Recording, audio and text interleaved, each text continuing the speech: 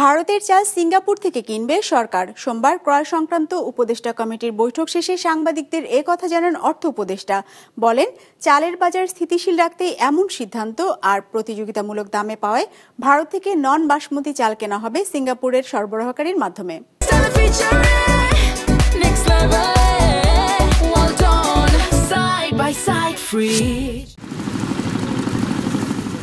চলছে আমনের ভরা মৌসুম, ফলে বাজারে রয়েছে চালের পর্যাপ্ত সরবরাহ। টিসিবির হিসাবে বাজারে এখন সরু চাল বিক্রি হচ্ছে কেজি প্রতি ৭২ থেকে ৮৫ টাকায়।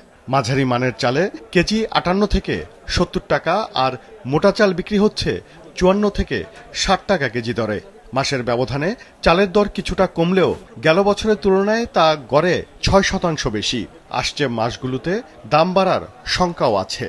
এমন অবস্থায় বাজার স্থিতিশীল রাখতে ৫০,০০০ মেট্রিক টন নন বাসমতি চাল আমদানির সিদ্ধান্ত নিয়েছে সরকার। জানা গেছে, ভারতের চাল কেনা হবে সিঙ্গাপুর থেকে।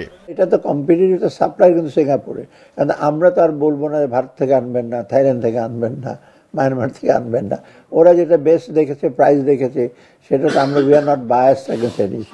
আমরা কোয়ালিটি টাইমলি দেবে এবং মূল্য ঠিক হবে, এটা সোর্সটা ভারত। সরকারি ক্রয় সংক্রান্ত উপদেষ্টা পরিষদের সভা শেষে অর্থ উপদেষ্টা জানান, চালের দাম নির্ভর করে বিতরণ ব্যবস্থার উপর। রাজনৈতিক সরকার ছাড়া শুধুমাত্র প্রশাসন দিয়ে চালের বাজার স্থিতিশীল রাখা সম্ভব নয় বলেও মন্তব্য করেন তিনি। এগুলির সলিউশন কিন্তু একটা পলিটিক্যাল গভর্নমেন্ট করতে পারে, কারণ তাদের এই মরাল সুয়েশন বা এই করার সেটা থাকে, তাদের ভয়েসটা দিতে পারে, তাদের কর্মীরা আছে, তাদের সেট আপ আছে। কিন্তু এই অ্যাডমিনিস্ট্রেশন থেকে ডিসিকে পাঠিয়ে, ইউএনএ কে পাঠিয়ে এগুলি কন্ট্রোল করা ডিফিকাল্ট। ক্রয় সংক্রান্ত সভায় আলোচনা হয়েছে ভোটের বাজেট নিয়েও।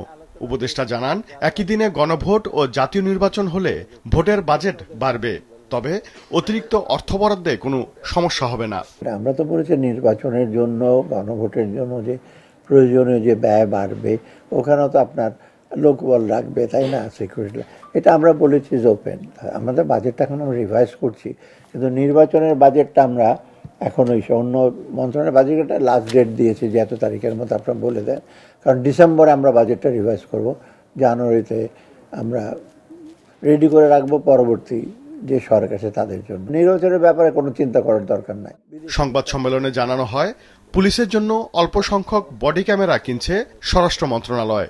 এতে খুব বেশি খরচ হবে না বলে আশ্বস্ত করেন অর্থ উপদেষ্টা। ওবায়দুল কবির, বিজনেস রিপোর্ট, মাছরাঙা টেলিভিশন।